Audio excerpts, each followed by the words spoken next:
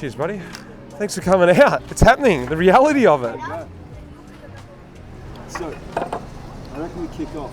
Yep. First thing I'm interested in, first thing I think is going to be super interesting. Once you've been to the Olympic, seen it, it's like the first track sessions with the borrowed bikes, how that setup works. What I think is really nice is to see if there's anything you took from like super early days on the track, or anyone who taught you anything, that lasted your whole career. Do you know what I mean? Do you remember the first initial sessions?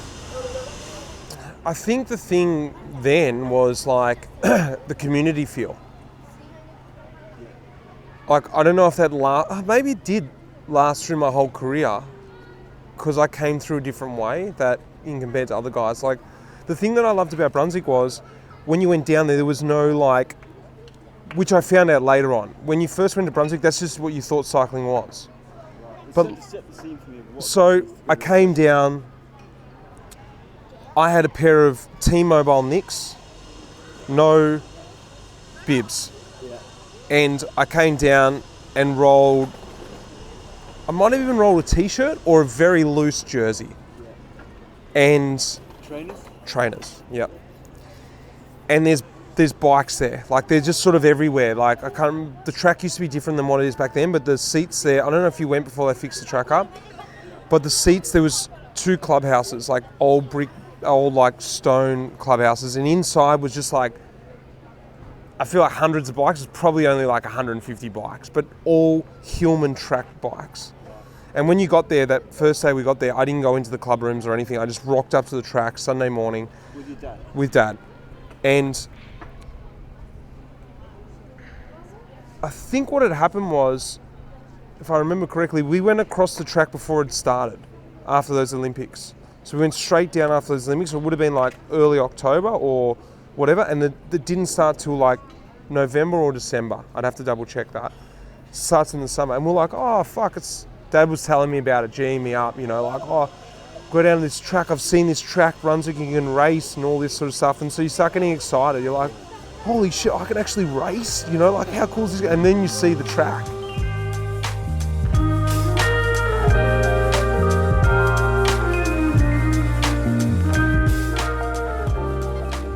All right, so I wanted, the prologue, the whole whale thing. Yeah. You know, this is actually going way forward now, the prologue. That's all right. Yeah, because it is like the pub and... I think it was quite interesting, the pub thing. Like, I think you pinpointed it more or less, you know that. It's like, I think I was so disillusioned with the pro world that I was actually quite happy to come back and just do something normal. You know, like hang out with my sister, work in a pub. It wasn't really about getting pissed or anything like that.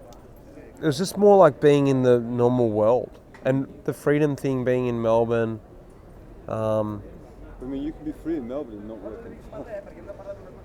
Yeah, I don't know. I think I like that idea of like, maybe it's because I hadn't had that yet. Do you know what I mean? Like, all I'd done before that was be at school, go to uni and work and train. So I was getting paid through Drapac, so I didn't really have to work. I was working before at a fruit shop and Mitre 10, so a hardware store. So it wasn't like I hadn't worked before. I sort of started working when I was like 15. Yeah. But I think the idea of maybe not being an athlete was nice in that early phase. I think maybe the whole athlete thing was a bit blown out for me.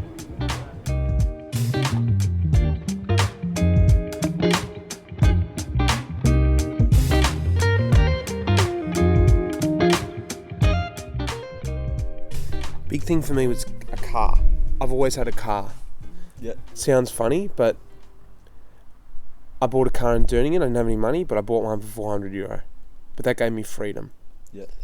Because otherwise I was riding a bike to the supermarket. And when it rains, I rode with an umbrella on my bike. With a backpack. I was just like, this is bullshit. With your like actual training bike? No, I had a town bike there. Right, so Sweet town bike, you went actually. on, yeah. Proper, like, big Dutchie. I loved it. Cool.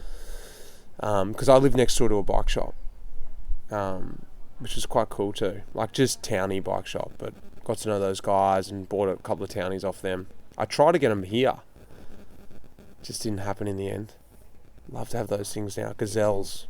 Big one, yeah. Yeah, they're so big, you know. Yeah. But anyway, I got a car there, and that was I was used to having a car, being in Melbourne. It's freedom. It was awesome. It opened my life up. You know, I can't understand it here. I guess I get that here's a walking town, but even You drive down to the beach, right? go to the beach. In Durningen, I used to go to the cinema. That was what I used to do on my own. I'd go to the cinema. And when I was in Belgium, Lydia and I would drive to Maastricht and watch a movie, like literally every movie that ever came out. We'd go twice a week or once a week. You know, that was our thing to do. We could afford it. It was fun. It was in English. And just, I don't know, it was just something to do. It was great. Just got you out of the apartment. I know it's different now with like Netflix and whatever the fuck, but you didn't have that then, you know? You had to have a hard drive full of movies and whatever. So I think the point is I've had that car there, a Subaru, I bought a Polo, after that I bought a Mercedes. We came here, we bought a Nissan, and then we bought the Volkswagen. So the point is, like, it's just freedom. Yeah. Your own transport, you know.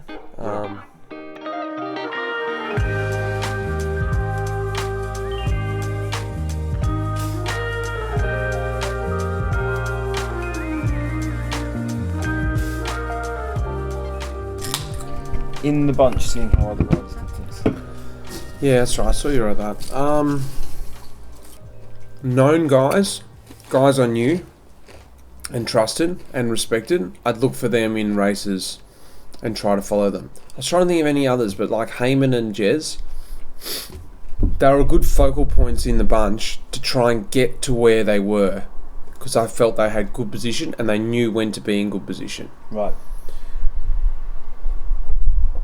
Might sound easier to just simply follow Tom Boonen or someone like that, but actually sort of not, because those guys, you had to pick guys who rode similar to you in a way, but at a better level. Boonen and Ken Shalara and these guys do unrealistic things. They would be at the back, and then all of a sudden they'd be off the front. You're like, well, when did that happen? Yeah. I haven't moved. Yeah. You were behind me and now suddenly you're in front of me. I can't do that. I can't follow you. Yeah. So you'd have to pick guys, for me, that were guys who continually worked on their position. It was a work in progress the whole day. That's something that I could do. Yeah. I could always be like 3 wheels here, 4 wheels there, lose 5, go back up 6, you know? Mm-hmm. That's more general what I do. Langeveld's the opposite. I don't like riding with him because he doesn't ride the same way as me. He doesn't like to ride like that. He likes to sit back and then move. The moment. Yeah. That's too dangerous for me. I can't do that. I can't make that move. I can't get there in time. Because you can't see it, or just engine-wise? I think engine-wise, skill-wise. Yeah. You have to have the skill to do it, to be able to move through the bunch at that speed. And you have to have an engine to do it. Or you just have to know how to do it on a certain climb or a certain segment. Engine and skill. Mm. You have to understand what you're good at and then, focus on those people. I think the way Heyman rode, without me knowing it, I just sort of could see that I could do that. Yeah. To a certain point. Similar style. Yeah. Huh.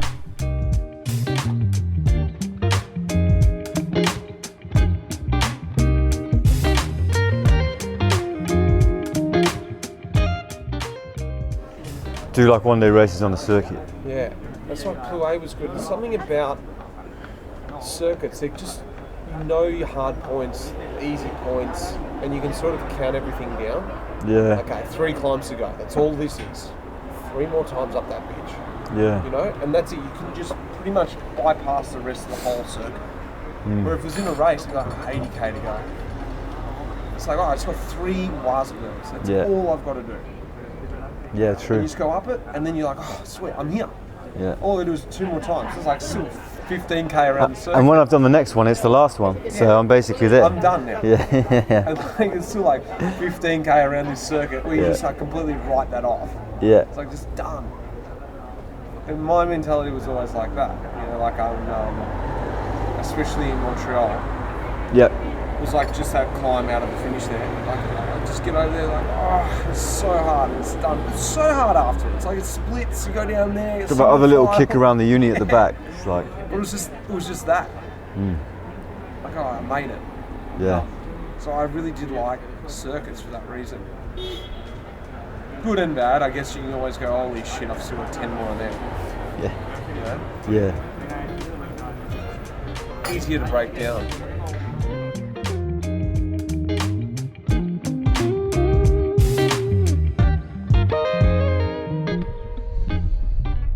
So I started thinking about like trying to actually race every so often when I got an opportunity, and it was way harder than I ever thought because I hadn't raced for a finish for so long. You know, since really school days.